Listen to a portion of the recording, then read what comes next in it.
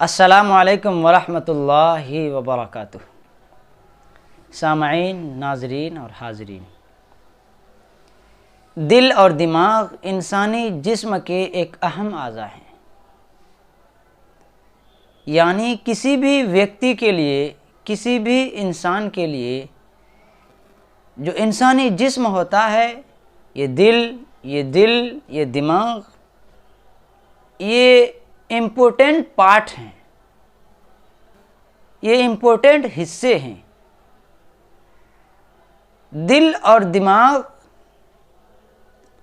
ये ऐसे हिस्से हैं, कहा गया कि दिल इंसानी जिस्म के लिए, इंसान की बॉडी के लिए बादशाह है और दिमाग इस बादशाह के लिए वज़ीर और मुशीर हैं। किसी भी बात की तहरीक या तरदीद सबसे पहले इसी दिल से शुरू होती है। किसी भी बात की तरदीद या तहरीक इसी दिल से चलती है और कभी कभी ये इतनी मजबूत होती है कि दिल की तहरीक को दिमाग भी तस्दीक कर लेता है। वो जो बात जो दिल में पैदा हुई, दिमाग ने उसकी तस्दीक की, इसका होना भी, सही होना भी, मुस्बत होना भी, पॉजिटिव होना भी ज़रूरी है। पॉजिटिव होना, जो हम सोचते हैं, जो हम गुमान करते हैं, उसका पॉजिटिव होना क्यों ज़रूरी है? अगर हम उस ख़यालात को, उस फ़िक्र को, उस बात को जो हमारे दिल पर दस्तक दी है, अगर हम उसको पॉजिटिव नहीं सोचेंगे, मुस्बत नहीं सोचेंगे, मनफी सोचेंगे, बदगुमानी करेंगे, निगेटिव सोच रखेंगे, तो फिर उससे क्या होगा कि गुनाहों के न रुकने का एक सिलसिला शुरू हो जाएगा, जिससे अल्लाह ताला ने बचने का हुक्म फरमाया। अल्लाह तबारक व तआला कुरान पाक में इरशाद फरमाता है, या अय्युहल्लज़ीना आमनु इज्तनिबू कसीरम मिनज़्ज़न्न इन्न बअज़-ज़न्नि इस्मुन वला तजस्ससू। ईमान वालों को, जिसने अल्लाह को अपने पालने वालों के एक माना है, अल्लाह ने उसे हुक्म दिया, या अय्युहल्लज़ीना आमनु, ए ईमान वालो, इज्तनिबू, बचो, बअज़-ज़न्नि, या अय्युहल्लज़ीना आमनु इज्तनिबू कसीरम मिनज़्ज़न्नि, बहुत से गुमान से ए ईमान वालो बचो। बहुत से गुमान से बचने का क्या हुक्म क्यों दिया? कहा इसलिए कि इन्ना बअज़-ज़न्नि इस्मुन, बहुत सारे गुनाह, बहुत सारे गुमान गुनाह होते हैं। गुमान किसको कहते हैं? गुमान कहते हैं, गुमान नाम है इस चीज़ का कि किसी मुसलमान भाई के खिलाफ दिल में कोई ऐसी बात सोच लेना जो उसने किया ना हो और दूर दूर तक उस बात के सही होने की कोई अलामत ना हो, कोई ठोस सबूत ना हो। मिसाल के तौर पर एक आदमी किसी आदमी के बारे में ये सोच लिया, ये फ़र्ज़ कर लिया कि फ़लाँ शख्स शराबी है या कबाबी है, हालांकि उस शख्स के शराबी या कबाबी होने का दूर दूर तक कोई दलील नहीं है, कोई सच्चाई नहीं है। मान लीजिए एक आदमी किसी के पास फ़ोन किया, फ़ोन करने में जिस आदमी ने फ़ोन किया और जिस आदमी को किया हो सकता है कि वो आदमी किसी मीटिंग में हो और वो आदमी किसी सरकारी जॉब में है और जिस वक्त आपने फ़ोन किया वो मीटिंग में था। या कोई ऐसा नेक आदमी था जिसने जिस वक्त आपने फ़ोन किया वो बेचारा नमाज पढ़ रहा हो, या कोई ऐसे काम में मशगूल हो जिसकी बिना पर आपके फ़ोन को न उठा पाया हो। अब जिस आदमी ने फ़ोन किया, इसके दिल में तरह तरह के ख़यालात पैदा हो रहे हैं और तरह तरह की बात उस आदमी के ख़िलाफ़ अपने जहन में बिठा रहा है और ऐसी बातों को अपने दिल में जगह दे रहा है जिसका दूर दूर तक न तो उसके पास कोई अलामत है, न तो कोई तहकीक है, न तो कोई सच्ची दलील है जिसके बिना पर वो उस बात को सही करार दे सके। इसीलिए कहा गया कि जन से बचो।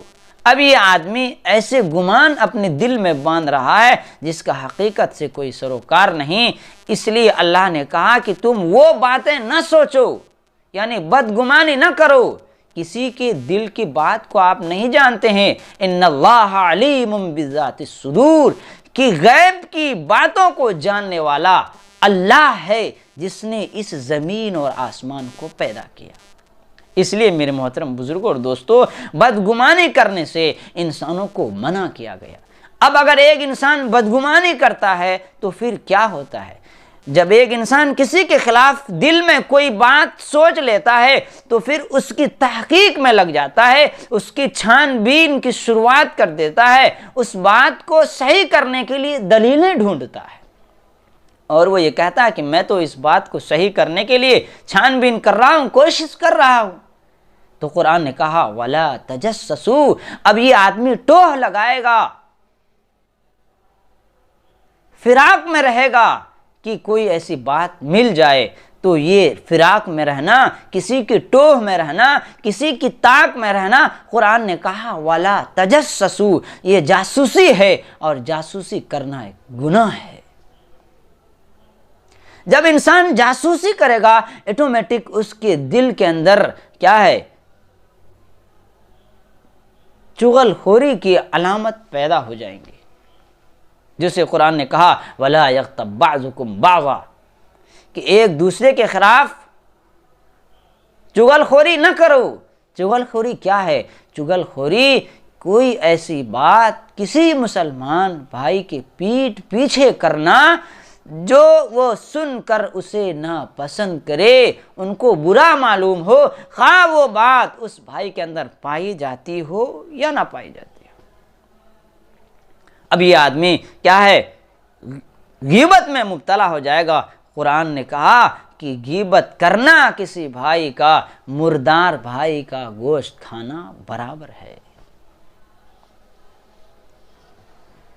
अब ये आदमी अपनी बात को साबित करने के लिए अब दो आदमियों के अंदर जो एक प्यार भरी जिंदगी गुजार रहा है, जब ये चीजें आती है तो बदअमनी फैल जाती है। पूरा खानदान, पूरी सोसाइटी, पूरी कौम की शीराजा को बिखेरने के लिए ये बीमारी, ये सब जितनी बीमारियां हैं, बदगुमानी हो, हसद हो, कीना हो, कपट हो, नफरत हो, चुगलखोरी हो, किसी भी खानदान के शीराजा को बिखेरने के लिए ये बीमारी काफी है। अब वो आदमी जासूसी करेगा, चुगलखोरी करेगा। अब चुगलखोरी करने वाला, जासूसी करने वाला 3 तरह से बीमारी में मुब्तला हो जाएगा। जिसके खिलाफ बदगुमानी किया है, बुरा गुमान अपने दिल में बिठाया है, वो उस आदमी से मिलना जुलना छोड़ देगा, दूरी अख्तियार करेगा और वह जगह पर जाना जहां पर वो मौजूद है, मरना मंजूर है, लेकिन उस जगह पर जाना गवारा नहीं करेगा। बिल इत्तिफाक भूले भटके कभी आमने सामने दोनों की मुलाकात अगर हो गई तो फिर क्या होगा? इस चेहरे पर अदावत, दुश्मनी, हसद, बुग़्ज़, कीना, नफरत के आसार दिखाई देंगे और उसके चेहरे का रंग बदल हो जाएगा। वो ये सोचेगा कि कब इस जगह से मैं चला जाऊं। और जब तीसरी चीज क्या है कि वो हर वक्त उसके जहन एक तशवीश, एक उलझन का शिकार बन जाएगा। वो आदमी उलझन में और तशवीश में रहेगा, हर वक्त एक ऐसी फिक्र में रहेगा, दूसरे की टोह में रहेगा और वो चीज़ें, उन चीज़ों को वो ढूंढेगा जो उनके दिल की मुराद को हासिल हो जाए। अब लिहाजा वो उन चीज़ों को ढूंढेगा जो दोनों के दरमियान झगड़ा और फसाद बर्पा कर दे। अब वो जब उनको मुराद वो चीज़ें मिल जाएगी तो ऐसे आदमियों का कलेजा ठंडा हो जाता है, क्योंकि वो उसी बात के टोह में है कि कैसे करके कोई ऐसी बात मिले जो हम दोनों के दरमियान झगड़ा और फसाद कर दें। तो अल्लाह ताला ने कहा कि ऐसा करने वाला चुगलखोर होता है। ला यदखुलुल जन्नत नम्मामुन, अल्लाह के रसूल सल्लल्लाहु अलैहि वसल्लम ने फरमाया कि चुगलखोर कभी जन्नत में नहीं जाएगा। इसलिए मेरे मोहतरम बुजुर्गों और दोस्तों, ये बीमारियां बहुत ही ख़तरनाक हैं। हर किसी को बदगुमानी करने से बचना चाहिए। अपने जहन को, अपने दिमाग को और अपने दिल से हर उठने वाली तहरीक को पॉजिटिव रखें और अपने सोच को, अपने ख्यालात को बदलें, वरना खामखा में परेशान होंगे। मैंने तो बहुत सारे आदमियों को खामखा में फजूल के परेशान होते हुए देखा है। अब आप कहेंगे कैसे? वो ऐसे कि जब कोई आदमी किसी के खिलाफ अपने दिल में वो बातें सोचेगा जो उसने किया ना हो, दिल है, आपके दिल में बहुत सारी बातें आएंगी। इसलिए इस्लाम ने कहा कि वो चीज़ें न सोचो, यानी मनफी पहलू मत सोचो, मुस्बत पहलू सोचो, पॉजिटिव सोच रखो। अगर हम अपने ख्यालात को बदल लेंगे, किसी के बारे में अच्छा गुमान रखेंगे, तो अल्लाह ताला इस पर हमें सवाब अता करेगा।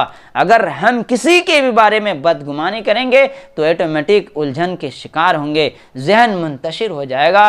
और ये ऐसी बात है कि ये चीज़ें गुनाह की तरफ ले जाएंगी। फिर हमारी और आपकी ज़िंदगी दुनिया के एतबार से भी खसारे और नुकसान में रहेगी, और आखिरत के एतबार से तो हमारे अमाल बर्बाद होंगे ही होंगे। इसलिए हम अल्लाह से दुआ करें कि अल्लाह तबारक व ताला हमें भी और सारे तमाम लोगों को बदगुमानी करने से बचाए। और हम जब भी सोचें किसी के बारे में उनके खिलाफ अच्छा पहलू है, मान लीजिए किसी को हमने फ़ोन किया, अगर फ़ोन नहीं उठाया तो हमें ये सोचना चाहिए कि हो सकता है कि नमाज में हो सकता है कहीं मीटिंग में हो सकता है कोई ऐसे ज़रूरी काम हो उसमें मशगूल हो, बेचारा नहीं उठाया है। हम इस पहलू को सोचें, इस पहलू को न सोचें कि ये तो बड़ा आदमी बन गया है, अब हमारा फ़ोन भी नहीं उठा रहा है, अच्छा मौका मिलेगा तो बताएंगे। ये सोच जो है ये निगेटिव है। इस सोच से इस्लाम ने मना फरमाया है। अगर हम इस गुमान को अपने जहन में बिठा लेंगे तो फिर गुनाहों के न रुकने का एक सिलसिला शुरू हो जाएगा। फिर हम जो है गुनाहों में क्या कहते हैं, बढ़ते चले जाएंगे और हमारी ज़िंदगियों में गुनाहों का एक बहुत बड़ा रजिस्टर हो जाएगा, गुनाहों की एक बड़ी पोटली हो जाएगी, फिर जिसको हम और आप संभाल नहीं सकते हैं। मरने के बाद ये तमाम चीज़ें हमारे को और आपको भी, बल्कि पूरी इंसानियत को, इस ज़िंदगी का जो किसी की दी हुई अमानत है, इसके बारे में सवाल होगा। अल्लाह ताला हमें भी और आपको भी सही समझ नसीब फरमाए, बदगुमानी से हर मुसलमान को बचने की तौफीक नसीब फरमाए।